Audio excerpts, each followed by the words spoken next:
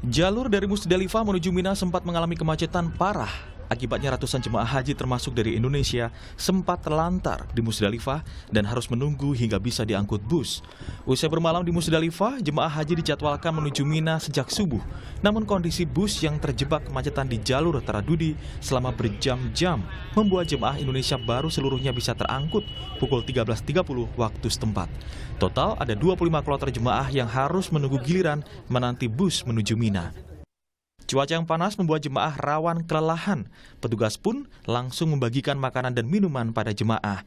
Dirjen Penyelenggaraan Haji dan Umroh, Kementerian Agama, Hilman Latif memastikan jemaah yang sakit telah mendapat penanganan petugas kesehatan. Tadi jam 1.30 sudah banyak evakuasi, alhamdulillah sudah selesai di Musdalifah. Meskipun secara posisi makam belum teratur, artinya kita mendorong jamaah untuk keluar dulu dari Musdalifah. Selain padatnya lalu lintas, penyebab jemaah haji sempat telantar di Musdalifah adalah kekurangan armada yang mengangkut jemaah. Kekurangan armada karena permintaan yang sangat tinggi sehingga masyarakat sepertinya kekurangan armada. Dan ini yang akan menjadi bahan evaluasi kita ke depan, jangan sampai meleset perhitungannya dengan jumlah jamaah yang demikian banyak, kemudian situasi di lapangan yang sangat padat, mestinya mereka tidak boleh kekurangan armada. Imbas dari insiden jemaah yang telantar di Musdalifah kemarin menyebabkan sejumlah tenda terisi melebihi kapasitas. Kementerian Agama berjanji akan mengevaluasi permasalahan ini.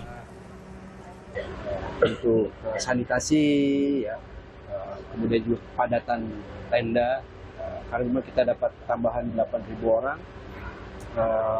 kemudian juga negara-negara yang sama, tendanya ya segini-gininya. Nah, ini juga menjadi bahan bagi kami untuk refleksi ke depan. Sebetulnya kuota yang paling rasional itu bagi jamaah Indonesia dengan kesediaan tendanya yang proporsional, itu yang kita pilih ke depan. Sementara itu, Wakil Ketua DPR sekaligus tim pengawas haji, Sufmi Dasko Ahmad, meminta Kementerian Agama memperbaiki pelayanan ibadah haji. Kurang lebih pelaksanaan haji pada tahun ini memang berjalan lancar, walaupun tadi saya tekankan tahun depan harus ditangani oleh orang-orang yang lebih profesional. Kini jemaah haji masih melanjutkan rangkaian rukun dengan melontar jamarot.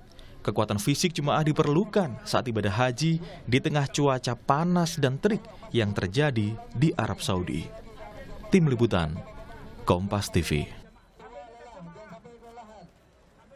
Saudara, ibadah haji 2023 tahun ini, kali ini memang merupakan yang pertama kali setelah pandemi dicabut, sehingga kapasitas penuh dengan jutaan jemaah haji dari seluruh dunia. Sayangnya sejumlah masalah menyelimuti penyelenggaraan ibadah haji, mulai dari jemaah yang kita tahu kabarnya terlantar di Musdalifah, kemudian ada informasi terkait dengan catering makanan yang telat hingga tenda yang over kapasitas. Bagaimana upaya perbaikan penyelenggaraan ibadah haji? Pagi ini kita akan langsung bahas dengan sejumlah narasumber, diantaranya Ketua Komnas Haji dan Umroh, Pak Mustolih Siraj, kemudian ada Pak Ashabul Kafi, Ketua Komisi 8 DPR RI, dan juga Pak Firman M. Nur, Ketua Dewan Pengurus Pusat Asosiasi Muslim Penyelenggara Haji dan Umroh atau Amfuri. Selamat pagi, Bapak-Bapak. Assalamualaikum warahmatullahi wabarakatuh. Waalaikumsalam. Ini saya harus bilang selamat pagi waktu Indonesia, karena di Arab Saudi ini masih subuh ya Pak ya? Ya, jam 3.38.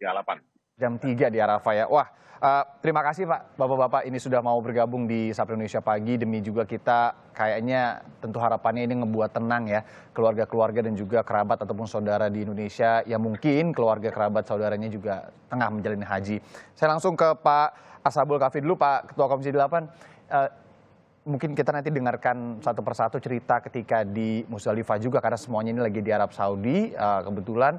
Seperti apa Pak kemarin Pak? Apakah kemudian memang separah itu seperti apa yang kita dengar di Indonesia? Kalau Pak Kafi sendiri bagaimana ceritanya kemarin Pak?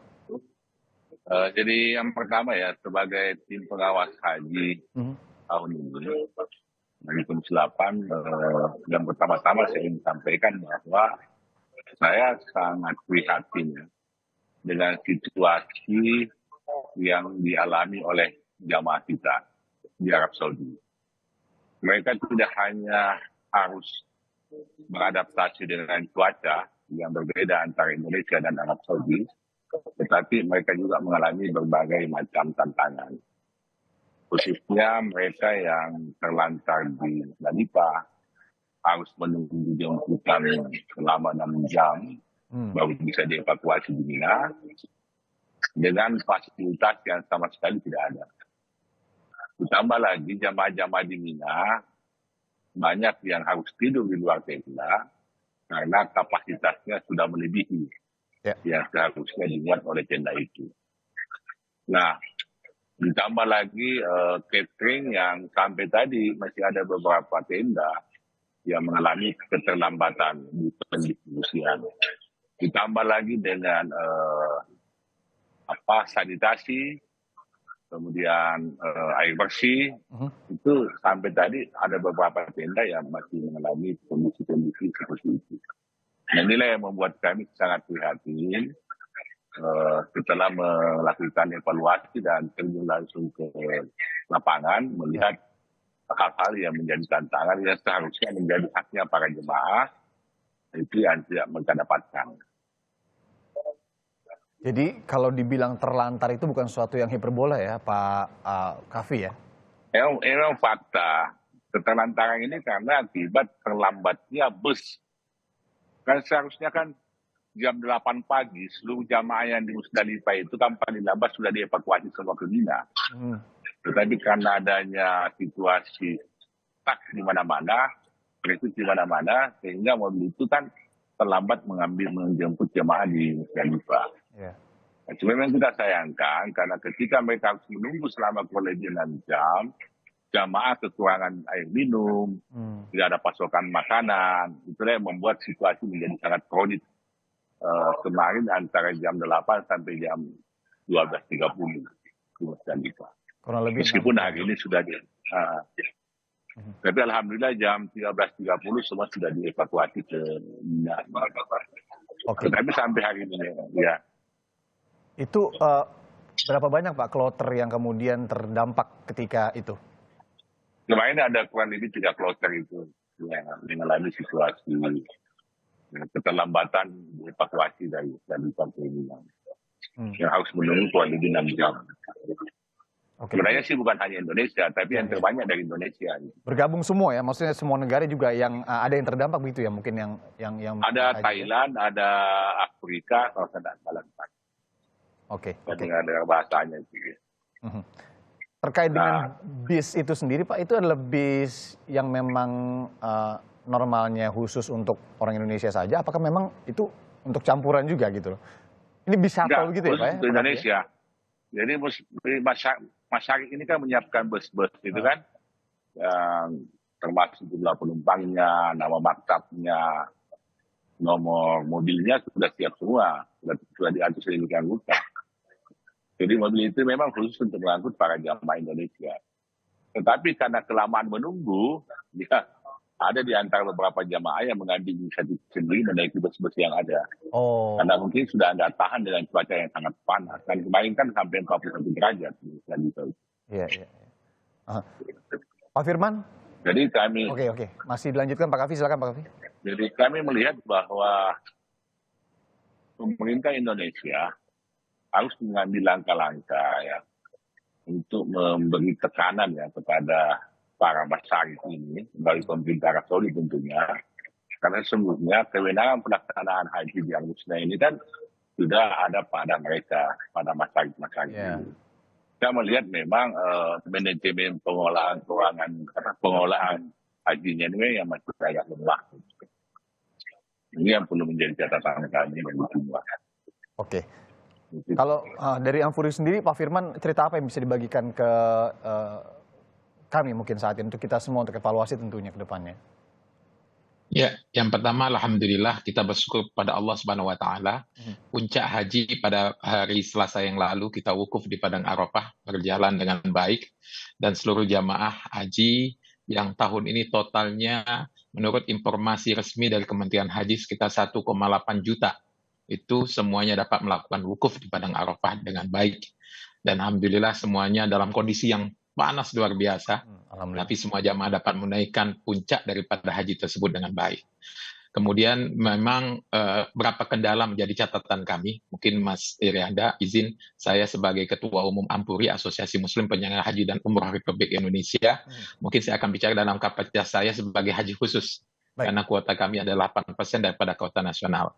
Tahun ini pelayanan haji khusus ini dilayani oleh 2 syarikah.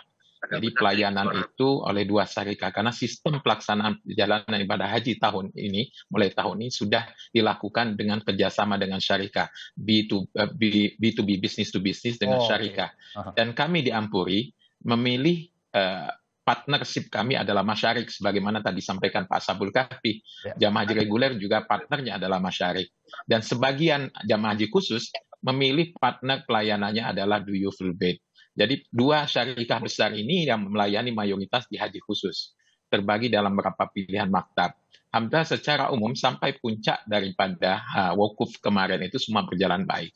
Nah, kendala mulai timbul di haji khusus ada tentunya rupanya memang tahun ini adalah tahun pertama, Mas Irianda, haji itu dilaksana dengan full kuota, yaitu total 100% kuota, bahkan di akhir ada tambahan kuota untuk Indonesia. Jadi terasa betul bagi kami adalah masalah kapasitas tempat. Terlihat betul bagaimana tempat yang dulu kapasitasnya tidak lebih dari 2.600, tahun ini dipaksakan sampai 4.000. Bahkan ada satu maktab yang harus melayani kapasitas yang jauh lebih besar, 4.700 atau 4.800. Nah, tentu sebagaimana kita ketahui, kapasitas kemudian meter kubik per jamaah itu juga tentu membagian pada kenyamanan jamaah. Tadi Pak Sabul Kahfi menyampaikan memang ada di haji reguler, ada sebagian tidak mendapatkan tempat. Tentu haji khusus itu terjadi karena overkapasitas ini. Nah, overkapasitas dengan cuaca yang sangat panas, agak ekstrim saat ini tentu mengurangi kenyamanan jamaah. Tapi overall secara umum, puncak kegiatan ibadah, tahapan-tahapan kegiatan ibadah dapat dilakukan dengan baik. Oke, tentu insya Allah juga ke depan ini kan masih ada beberapa rangkaian begitu ya, ini juga masih bisa dijalankan dengan baik. Tapi kalau untuk kuota sendiri tadi menarik, sepertinya kalau dari Ampuri sendiri, ya kita kalau ngomongin pandemi kemarin atau 2022 ketika itu baru mulai lagi dicoba untuk dibuka, sepertinya berjalan aman begitu ya tahun lalu. Tahun ini lebih dinamis lah bisa dibilang seperti itu dan juga banyak kemudian titik-titik yang harus menjadi evaluasi. Kalau masalah kuota sendiri, Ampuri melihatnya yang paling pas sebenarnya seperti apa?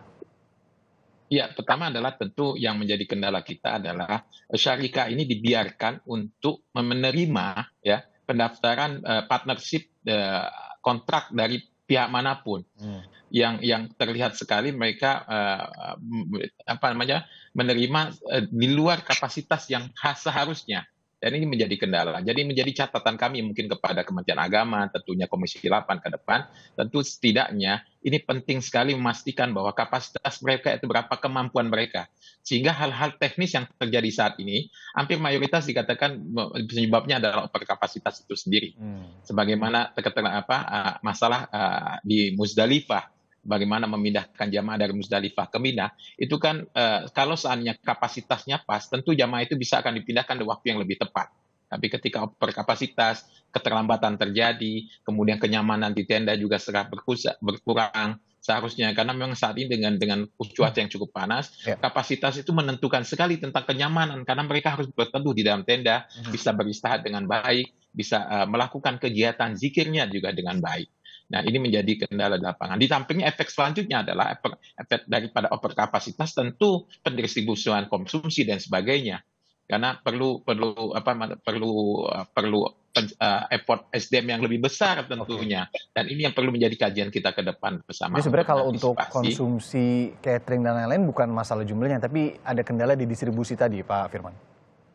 Ya, itu kendala distribusi itu tadi. Karena memang sekarang ini mengantisipasi adalah karena kuota kembali normal dan ini menjadi baru lagi, perlu diekspektasikan harus perkiraan bahwa kemacetan juga menjadi penyebab. Jadi pergerakan itu sebagaimana kita ketahui, kalau seandainya memindahkan jamaah dari Muzdalifah ke Mina dengan jumlah yang besar, hanya sekian jam, pada malam hari lebih cepat dilakukan pemindahan setelah lepas tengah malam, itu akan mengurangi pergerakan akan lebih cepat. Yang terjadi, sebagaimana kita ketahui, mungkin ada keterlambatan transportasi itu. sehingga sifatnya adalah tentu di belakang tambah lambat sirkulasi kendaraan tersebut. Sebagaimana kita ketahui, kalau seandainya sudah menjelang lebih dari subuh, jamaah juga sudah bergerak menuju ke Jamarat. Ini berarti jamaah juga memenuhi jalan-jalan yang harusnya dipakai untuk transportasi bis tersebut dari Muzdalifah ke Mina. Oke, dari Komnas Haji dan Umroh, Pak Ketua, Pak Mustoli Siraj, seperti apa yang bisa disampaikan terkait dengan kejadian ini ya, khususnya ya, yang bis telat kemudian menjemput dan terlantar jemaah kemarin itu?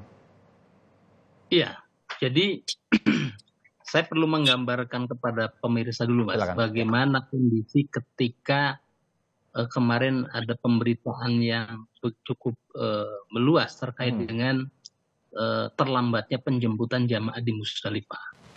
Jadi kalau saya gambarkan sederhananya begini, Mas.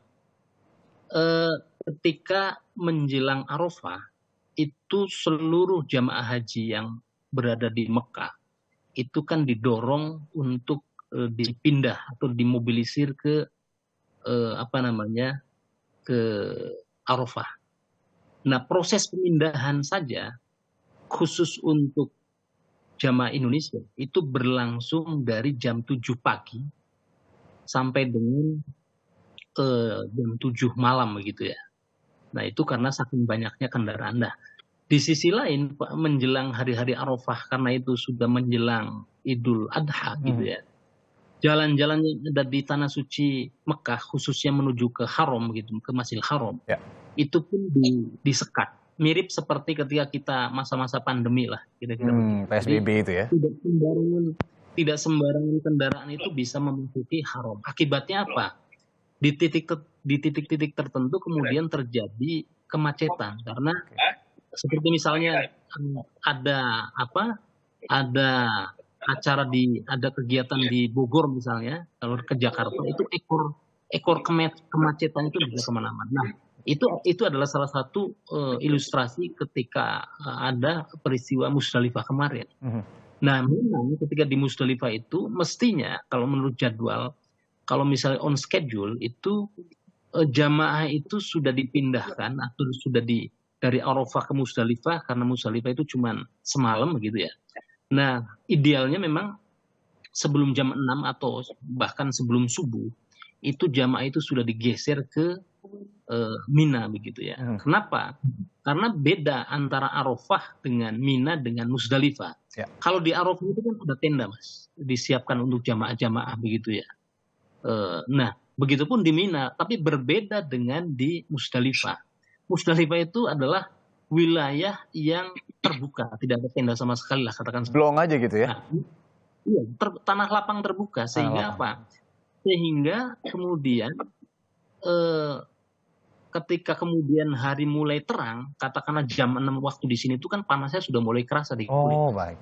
Nah, itu makanya kemudian menyebabkan masyarakat kita, khususnya jamaah kita itu mulai panik. Saya sendiri sudah mulai menerima aduan-aduan dari jamaah, teman-teman, kolega, dan bahkan petugas haji. Itu kira-kira sudah subuh. Itu sudah mulai kegelisahan, sebenarnya sudah mulai terjadi begitu ya. Karena sudah tidak on schedule gitu ya? Iya, karena memang subuh saja di sini itu kan sudah kerasa panasnya, apalagi kemudian matahari terbit. Nah itu makanya kemudian muncullah kepanikan-kepanikan yang kemudian menyebabkan jamaah kita itu gelisah, terlebih banyak lansia.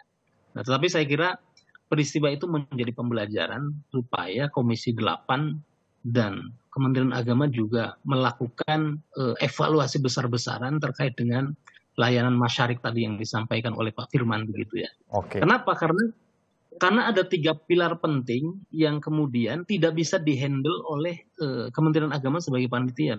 Apa itu? Saja itu, Pak? Yaitu akomodasi, transportasi, dan konsumsi yang sebelum-sebelumnya biasanya itu bisa dihandle langsung oleh panitia penyelenggara dalam hal ini pemerintah, walaupun juga menggandeng pihak lain. Tetapi sekarang ini semuanya 3 komponen penting itu kan langsung dihandle oleh masyarik atau perusahaan-perusahaan yang kemudian mengurus itu. Nah, akibatnya sehingga ketika ada kemudian komplain-komplain yang dilakukan oleh jamaah, itu kemudian tidak bisa langsung ditangani oleh Kementerian Agama karena Kementerian Agama harus sebagai panitia harus kemudian berkoordinasi dengan masyarik itu. Oke. Tapi memang dampaknya ketika sistemnya demikian, jamaah kan akhirnya tidak mau tahu.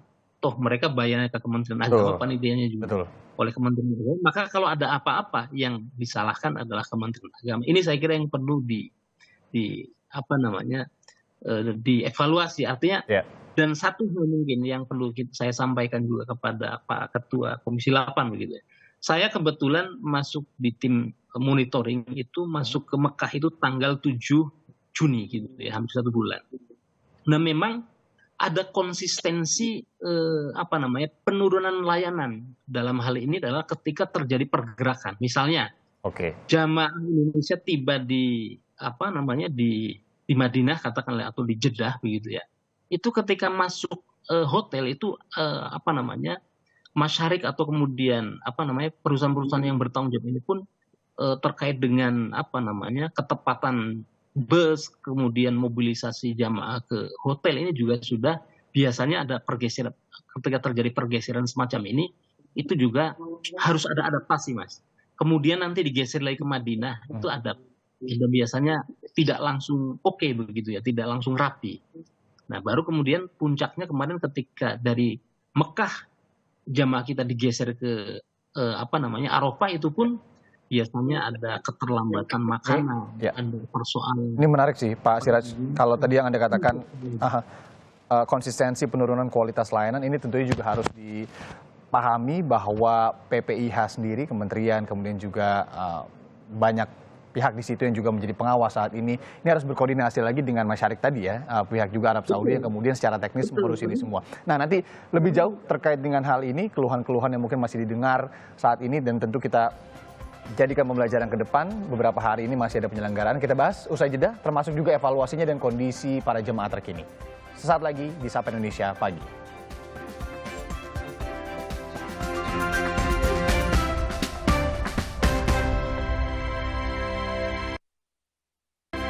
Kembali di Sapa Indonesia Pagi, kita masih ngobrol pagi ini saudara terkait dengan apa yang terjadi di Arab Saudi beberapa hari lalu. Ini kalau bisa dibilang tadi juga sebagai puncak keluhan begitu ya para jemaah haji ketika terkait dengan layanannya yang menyebabkan keterlambatan lah istilahnya begitu. Terkait pemindahan ketika mereka di Musdalifah. Kami masih juga tergabung dengan Pak Firman M. Nur, Ketua Dewan Pengurus Pusat Amfuri, kemudian ada Ketua Komnas Haji dan Umroh Pak Mustoli Siraj dan juga Ketua Komisi 8 DPR RI Pak Ashabul Kahfi. Terima kasih sekali lagi ini karena di sana masih atau di Arab Saudi saudara ini masih pagi sekali, masih jam 3 subuh. Saya mau lanjutkan dulu ke Ketua Komnas Haji dan Umroh Pak Mustoli Siraj, mungkin sebelum nanti ke Pak Ashabul Kahfi kembali.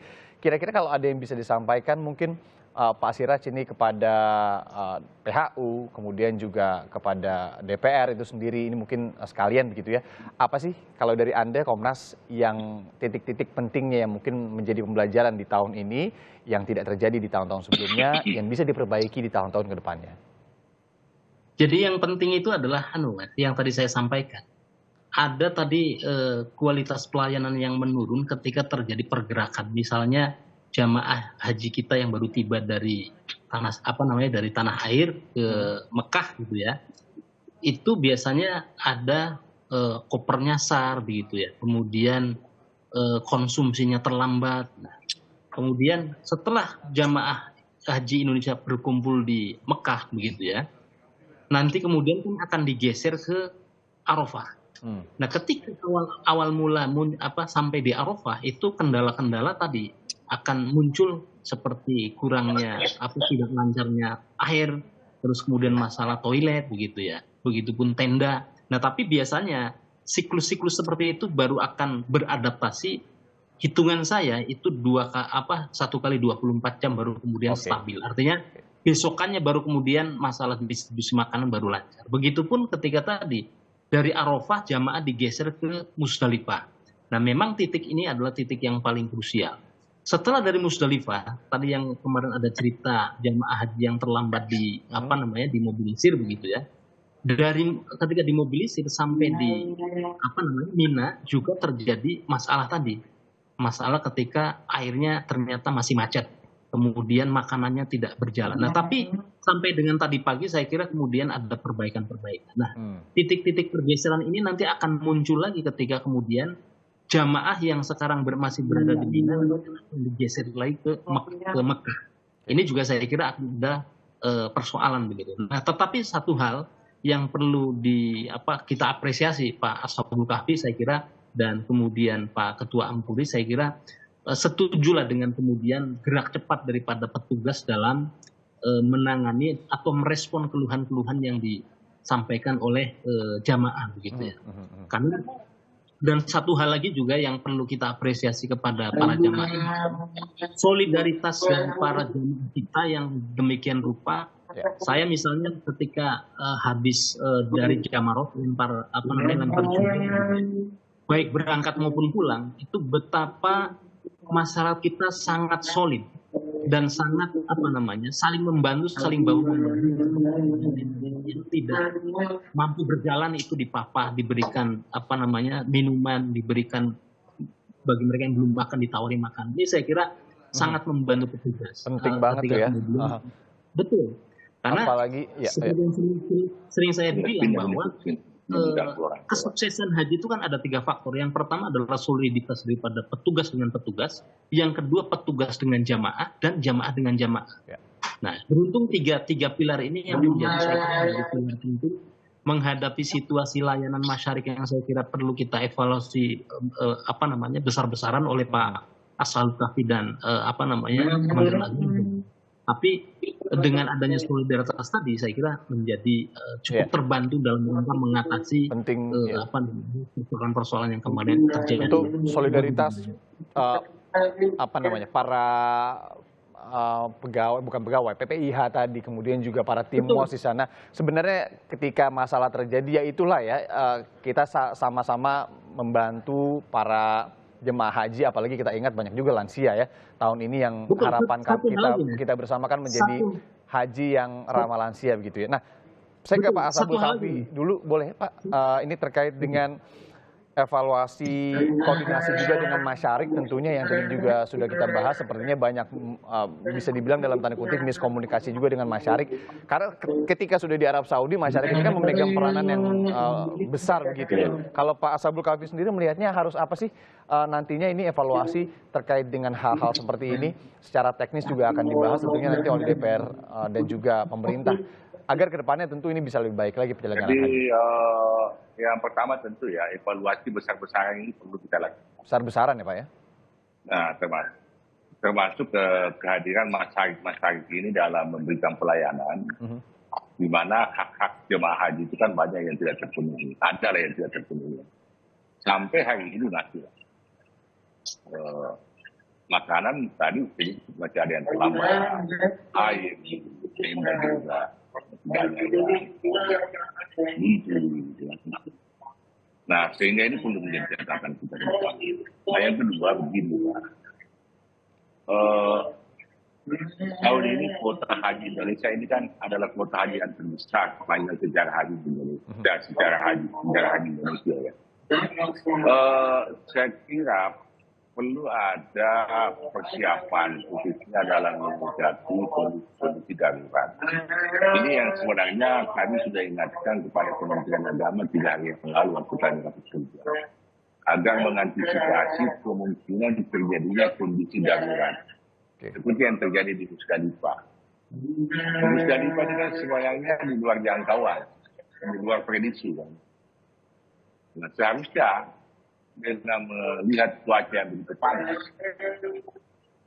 sebenarnya kan untuk meminimalisir kegelisahan dan kepanikan jamaah pada hari itu, tentu dengan menyiapkan air minum sebanyak-banyaknya. Ini yang tidak ada. Karena itu disiapkan mulai dari pagi atau malam hari, di drop di atas lapangan ya, tempat mereka maghrib. Sebenarnya itu bisa kita atasi, tapi karena itu sama sekali tidak ada. Itulah yang membuat situasi semakin kronis, jamaah panik karena tidak ada air minum yang tersedia di tempat itu. Itu yang pertama. Kemudian yang kedua, tahun ini memang jemaah haji lansia ini kan cukup besar Pak, 30%. Kurang lebih 67.000 jemaah lansia kita. Kemudian pada saat yang sama kebijakan Kementerian Agama tidak ada lagi istilah pendamping jamaah atau mahram. Karena mahram ini kan memang cenderung mengambil jatah porsi jamaah lain. sehingga dihilangkan. Nah, sehingga kehadiran petugas haji ini betul-betul sangat diharapkan untuk membantu para jamaah-jamaah lansia ini. Ini kan persoalannya, petugas kita juga ini kan sangat terbatas, tidak berbanding lurus dengan jumlah jemaah. Oleh jadi menjadi catatan kami, jemaah lansia yang cukup besar, dan ke depan saya kira ini akan menjadi wajah haji Indonesia dalam panjangnya antrian sampai berpuluh tahun, itu kan pada akhirnya akan menjadikan wajah Indonesia diwarnai oleh jamaah-jamaah lansia. Ya. Nah, olehnya itu mungkin saran saya ke depan, evaluasi kami, bahwa salah satu syarat istitaah jamaah itu adalah kesehatan. Sehingga screening kesehatan itu harus dilakukan lebih awal sebelum mereka melakukan pelunasan. Karena kalau mereka sudah melakukan pelunasan, kan kita tidak bisa ngapa-ngapain lagi, karena hak mereka. Khususnya jamaah lansia pasif ya. Lansia pasif yang memang ketergantungannya sama orang. Nah, ini yang perlu kita pastikan ke depan. Tetapi yang terpenting kalau menurut saya, yang paling perlu kita evaluasi itu kehadiran masyarakat ini yang mobat ya. Yang sampai hari ini juga masih ada yang belum bisa memenuhi hak-haknya jemaah. Bahkan jangankan di jamaah haji reguler, Pak Ustaz. Khusus pun begitu dan sebenarnya. dengan kemarin juga di khusus juga begitu. Bahkan ada tenda yang harus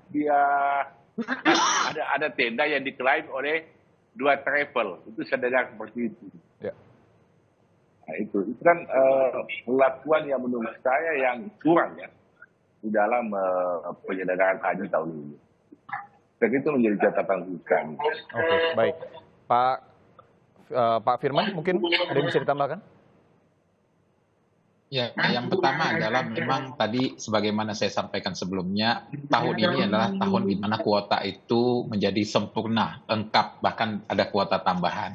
Jadi ini menjadi satu hal yang apa namanya, titik baru setelah pasca pandemi yang sebelumnya pengalaman tahun baru hanya 50%. Jadi memang terlihat sekali antisipasi plan B-nya tidak berjalan dengan baik. Okay. Jadi ini menjadi peran. Yang selanjutnya adalah masukan kami adalah melihat puncak haji dari tanggal 8 Zulhijjah sampai 13 Zulhijjah 100% dilaksanakan oleh pihak Saudi Arabia, dalam hal ini perwakilan swastanya, yaitu PT Masyarik yang ada. Nah, ini juga mungkin perlu kita sama-sama evaluasi ya. Karena ketika 100% pelayanan itu diberikan kepada pihak lain, kita harus memastikan bahwasanya mereka mampu memberikan pelayanan dari semua tahapan kegiatan tersebut. Itulah pentingnya kita tim pengawas, PPIH untuk menghadirkan negara ya bagi masyarakat kita yang sedang berhaji ya. Pak Firman. Kalau Ampuri mengusulkan perlunya adalah porsi lebih dari pemerintah Indonesia, Kementerian Agama, untuk juga ikut melayani dalam puncak-puncak pelaksana tersebut. Di antara misalnya kita memegang transportasinya misalnya, sehingga kita bisa melakukan monitoring yang baik tentang mobilitas jamaah di dalamnya. Saat ini Mas Rianda, itu dari tanggal 8 semua tahapan itu total 100%. Dari transportasinya, mobilitas jamaah, konsumsinya, akomodasinya, kita hanya menjadi konsumen saja. Ya, dan itu mereka peran aktif. Nah, ini yang perlu kita usulkan. Karena sehingga kita juga bisa mengantisipasi titik-titik riskan. Sebagaimana kita ketahui, sebagai Pak Mustolih tadi, dari tanggal 8 sampai tanggal 13, itu pergerakan luar biasa. Waktunya sangat pendek dan jamaah dimobilisasi dari satu tempat, dari hotel ke Arafah. Ya, 12 jam. Dari Arafah ke Muzdalifah, waktunya hanya 6 jam. Begitu juga, artinya perlu antisipasi. Nah, porsi kita berharapkan kita punya mampu untuk melakukan negosiasi kepada pihak Saudi, akan mendapatkan porsi juga untuk memberikan pelayanan. Sebagaimana kami di Haji Khusus, kami mulai tanggal 8 selalu menyampaikan kepada jamaah, saatnya setelah menikmati pelayanan kami, di tanggal 8 sampai tanggal 13, kami hanya membeli paket dari pihak swasta Saudi yang tahun ini kami pilih ada partnernya Masyarik. Ini harus menjadi evaluasi sehingga, juga. Betul. Sehingga kami tidak bisa memberikan standarisasi haji khusus kepada jamaah tersebut. Misalnya akomodasi. Kalau di hotel kami reservasinya kan bisa kita tahu bahwa kami ngambil 100 kamar. tiap kamar diisi 2, 3, 4 kita sudah tentukan. Tapi ketika kita puncak haji dengan pihak lain yang harus kita lakukan, kita ikutin, kadang-kadang apa yang komitmen kita kepada jamaah realisasinya tidak terjadi. Tadi sebagaimana disampaikan oleh Pak Sabul Kahfi, tempatnya bisa berkurang, bisa rebutan, overlapping dengan yang lain dan sebagainya. Dan ini menjadi sedangkan saat itu semua jamaah harus dalam kondisi khusyuk betul, karena itulah puncak pada tujuan ibadahnya. Kegiatan sebelumnya dan setelahnya haji itu hanya kegiatan ibadah hari-hari saja di Masjid Haram dan Masjid Nabawi. Sedangkan haji itu adalah kegiatan Azmuna tadi, Arafah, Muzdalifah, Mina. Dan ini kami lihat masih 100% dijalankan oleh pihak swasta lain. Nah, yang sebagaimana kita ketahui, sebagai perusahaan di Saudi swasta, dia bekerja sama bukan hanya dengan Indonesia, Pak Sabul Kahfi. Dia bekerja sama dengan banyak negara lain. Sehingga kita tidak tahu apakah dia fokus bisa menghandle kita dengan baik. Berapa kesediaan SDM-nya, berapa persentase timnya, dan sebagainya. Nah, itu yang perlu kita titik masuk mungkin momen di sini, bahwa kita mengusulkan ada porsi juga bagaimana kita bisa punya wewenang, punya otorisasi untuk melakukan pelayanan yang lebih baik kepada jamaah haji kita. Baik, terima kasih. Karena ini juga berkaitan dengan jutaan masyarakat Indonesia yang kemudian 30%-nya itu adalah lansia yang membutuhkan sekali pendampingan ketika apalagi ditambah panas terik ya, yang kemudian juga dicampur dengan banyak sekali warga negara yang juga menjalankan ibadah haji di sana. Sepertinya kumandang azan subuh di Arab Saudi sudah akan dilakukan. Saya tidak mau juga kemudian memperlama lagi, takutnya juga ibadah sholat subuh sudah akan berlangsung di sana. Sekali lagi saya ingin berterima kasih kepada seluruh narasumber yang sudah hadir secara virtual dari Arab Saudi langsung pagi hari ini. Pak Sabul Kahfi, Ketua Komisi 8 DPR RI, terima kasih Pak. Kemudian juga ada Pak Firman M. Nur, Ketua Dewan Pengurus Pusat Asosiasi Muslim Penyelenggaraan Haji dan juga Umroh, Amfuri, terima kasih. Kemudian juga tidak terlepas Pak Mustolih Siraj, Ketua Komnas Haji dan juga Umroh. Terima kasih Pak Kahfi, Pak Siraj maksud kami. Dan semoga tentunya ini masih berjalan lancar di sisa-sisa perjalanan haji di Arab Saudi, dan juga titip untuk kemudian memberikan layanan terbaik bagi warga negara Indonesia yang tengah menjalankan haji saat ini. Terima kasih Bapak-Bapak. Assalamualaikum warahmatullahi wabarakatuh. Selamat melanjutkan ibadah di sana.